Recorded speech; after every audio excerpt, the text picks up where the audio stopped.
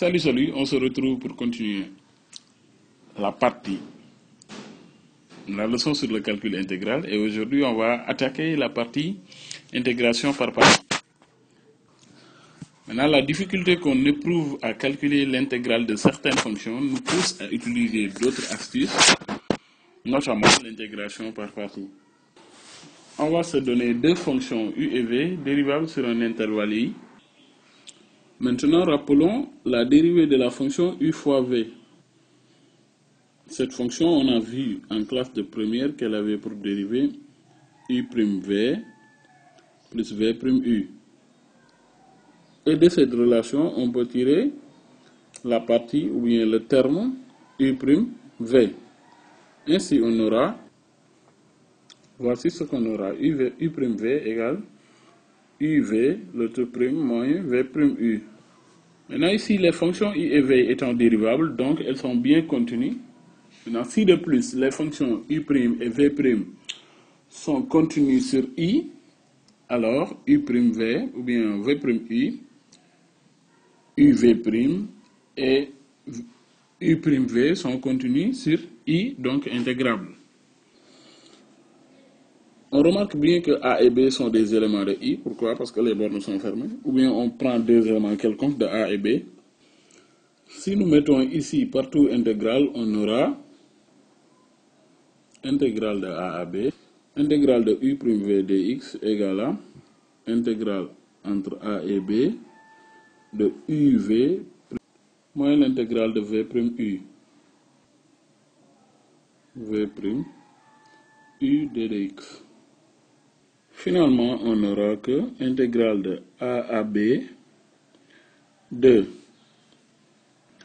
u'v dx, c'est égal à, maintenant la primitive de uv', c'est égal à uv tout simplement.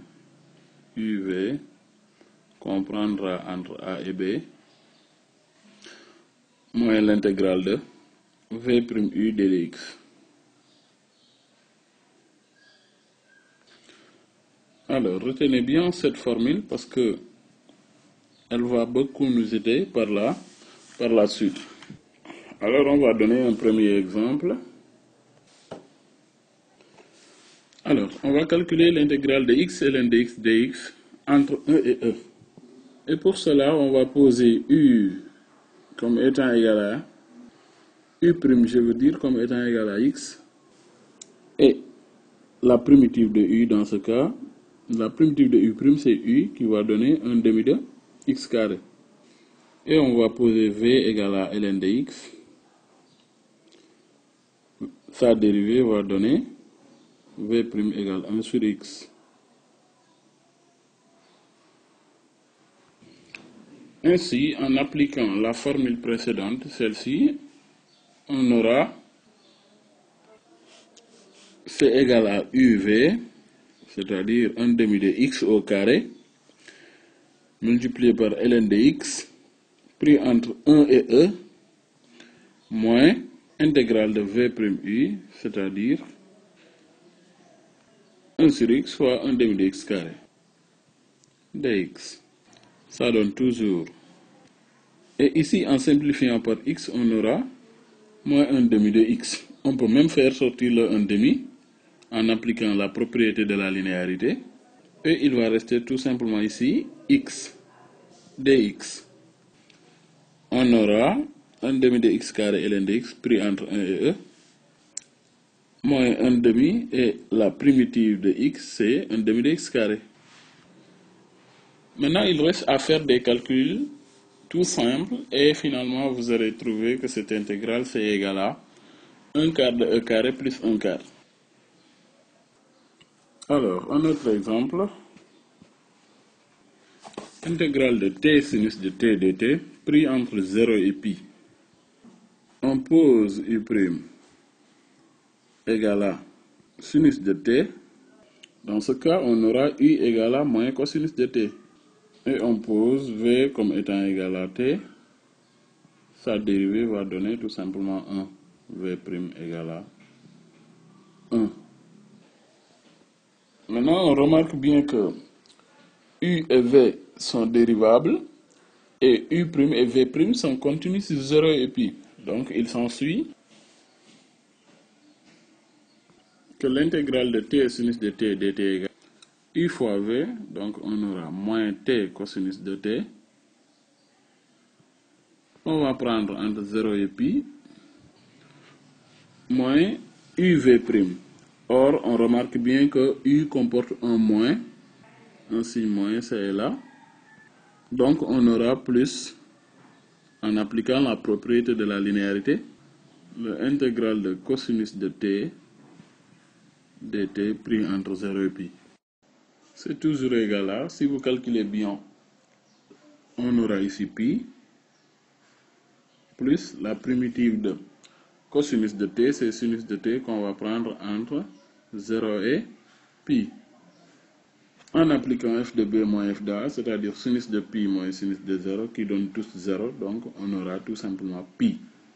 D'où cette intégrale, c'est égal à pi. Voici ce qu'on aura finalement. Alors, on continue toujours avec d'autres exemples. Ici, on demande de calculer pour x positif. Calculer i égale intégrale de 1 à x de ln de t dt.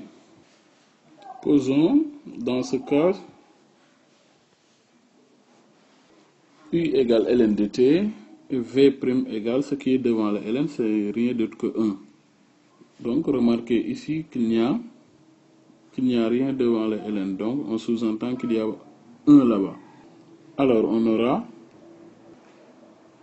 u' égale à 1 sur t et la primitive de v c'est 1. Celle de v' plutôt, c'est x. V' c'est 1, sa primitive c'est v qui vaut x. On obtient ainsi i égale à uv pris entre 1 et x. Bon, ici au lieu de x c'est t parce qu'on travaille avec la variable t, excusez-moi. Donc ce sera t ln de t qui est pris entre 1 et x moins, maintenant moins t fois 1 sur t qui donne tout simplement 1. Donc on aura ici dt pris entre 1 et x. On aura finalement, on trouve enfin i égale à x ln de x moins x moins 1. Alors, on va clore cette vidéo en faisant l'intégrale de fonctions trigonométriques. Donc, soit à calculer sinus de t au cube dt. Alors, on ne peut pas trouver une primitive de sinus de t au cube, mais en revanche, on peut linéariser sinus de t au cube. Ça se calcule aisément en utilisant la formule de Euler et on aura, pour tout t appartenant à R, sinus de t est égal à 3 quarts de t moins 1 quart, 3 quarts de sinus de t moins 1 quart de sinus de 3t. D'où i est égal à, et en appliquant la linéarité, on aura 3 quarts intégrale de 0 à pi sur 2 moins 1 quart intégrale de 0 à pi sur 2. Alors on aura 3 quarts facteur de la primitive de sinus de t, c'est moins cosinus de t pris entre 0 et pi sur 2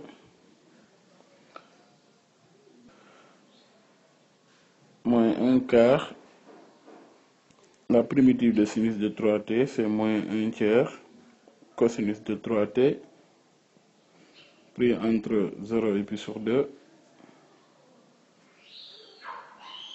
Finalement, on aura 3 quarts moins 1 douzième.